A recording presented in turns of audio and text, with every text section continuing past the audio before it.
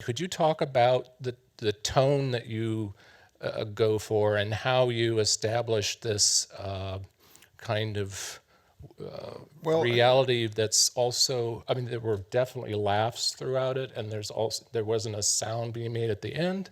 So, I like telling stories in a way that the characters are going to be a bit of a mystery that unfolds for us. I like it when I go to a movie and I lean towards the movie rather than the movie leaning towards me, and so that was part of the approach here. I told Salma, you have all these qualities. She's Beatriz. The only difference is she's funny, but other than that, is like she's Beatriz, and I was just wanted to encourage her. We feel in all of this, just let it be because we're going to move towards you. And she was very brave and like really got that and just was there. It was just present. Every take was different, even in the subtlest of ways. She was just let herself be present, which I think makes it so that we want to go along in a journey with her.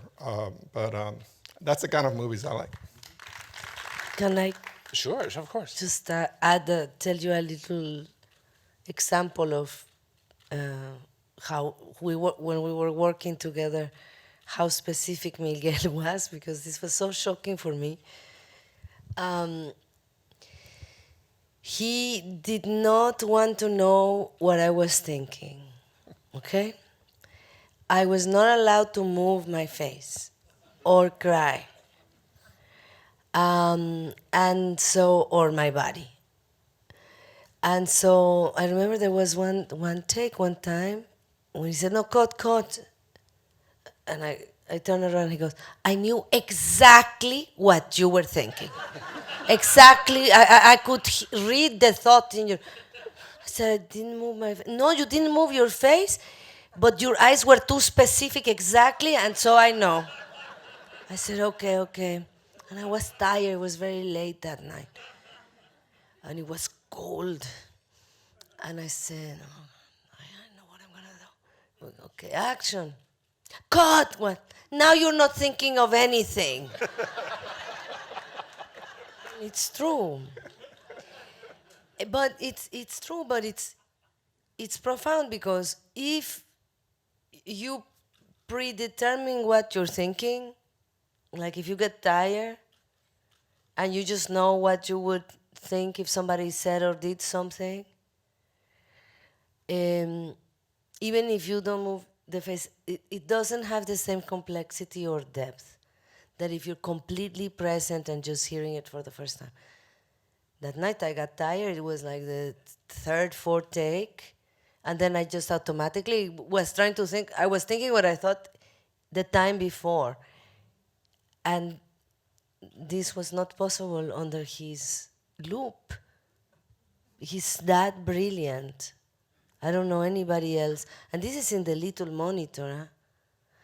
So I thought everybody was going to be so bored with me doing nothing because my face was not going to change never and the camera was here. But I didn't care that. I'm sorry, I didn't care if you were bored. I was in Nirvana working with this director, so happy. And then when I saw the movie, I'm not moving my face, but my face, it's transformed grotesquely in so many different ways. And this is all, that's all Miguel. Did you have any discussions about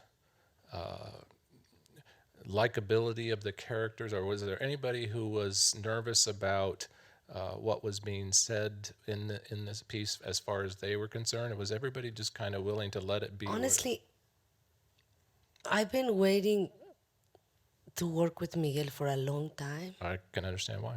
And we tried before, and then that movie didn't happen. And I have so much respect for Mike. This one was for me. I've been waiting for this movie for so long. Fantastic. And it came to me at 49. And we were shooting the day of my birthday. So I didn't care if anybody liked me or not.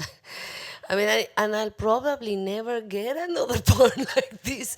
So for me, I thought it was not gonna happen. The only time it happened before really was when I had to do it for myself. Took me 8 years to get Frida off the ground. So I was so used to struggling after struggling 30 years of a career. Hey, give me a shot. I can do this. Try me out.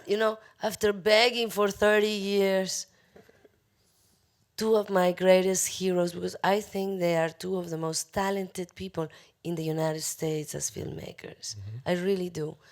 All of a sudden show up in my house and they just like, give it to me. Honestly, when we talked about it, he told me I have this idea for a movie, we want you to be in it. And I'm like, oh, that's great, that's great. Well, what is it about? It's a dinner, great. And it's a dinner. Oh, fantastic. And I'm thinking in my head, for sure I play the chef, the cook. Well, maybe I am serving the dinner. I don't care. Even if it's, you know, two scenes, one scene, I'd be so happy to work with him. And then I said, what do I play? And he said, a masseuse. And I'm like, okay, more confused. I tried to get more information. He would say nothing. At some point, towards the end, he said, okay, I'll give you another thing. There's a goat. So I was not trying to see if they were gonna like me, if they were not gonna. I mean, it was so rich, all the conversations. Miguel and I had beautiful conversations for a week, for a lot longer, but we would drive for the rehearsals. It was an hour. He would drive even farther to take me, and we would drive by the ocean and just had the most amazing conversations.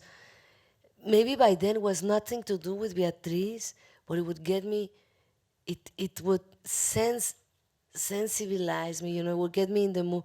I wanted to do so good for them, because they believed in me.